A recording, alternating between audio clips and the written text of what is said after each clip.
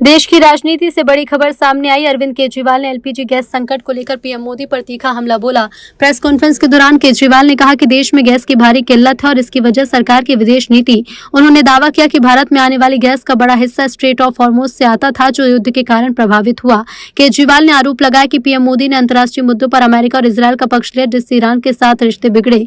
उन्होंने कहा कि पीएम मोदी का कोई राज डोनाल्ड ट्रंप के पास है। केजरीवाल के मुताबिक गैस संकट का असर उद्योग और रोजगार पर पड़ रहा है। उनका कहना है कि कई राज्यों में होटल और छोटे उद्योग बंद होने के कगार पर हैं। इस वक्त देश बहुत गंभीर संकट से गुजर रहा है।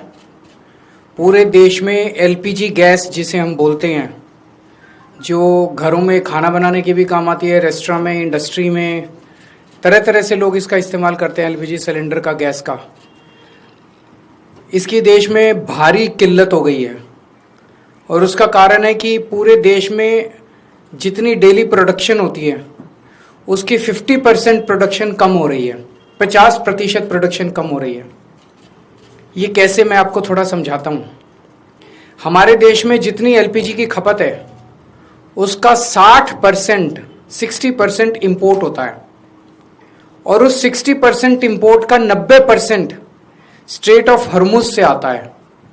और स्ट्रेट ऑफ हॉर्मुज अब इंडिया में जितना आता था इंडिया के लिए बंद हो गया, तो 90% इंपोर्ट्स कम हो गए हैं। तो लगभग 50-55% प्रोडक्शन हमारे देश की एलपीजी की कम हो गई है। इसका सबसे ज़्यादा खामियाजा इस वक्त इमीडिएटली रेस्टोरेंट्स और होटल बर्दाश्त कर रहे हैं। सरकार ने आदेश जारी किया है कि रेस्टोरेंट और होटल्स को एलपीजी गैस मुहैया नहीं कराई जाएगी। रेस्टोरेंट्स एंड होटल्स एलपीजी की स्टॉक नहीं रख सकते, वो उसको स्टोर करके नहीं रख सकते क्योंकि सेफ्टी कंसर्न्स होते हैं। तो जितने एलपीजी सिलेंडर उनको रोज़ चाहिए होते हैं उतनी डेली की डेली उनको सप्लाई की जाती है। तो अब एकदम से अगर एलपीजी बंद हो गई तो उनके पास तो 2 दिन का भी स्टॉक नहीं है, 1 दिन का भी स्टॉक नहीं है।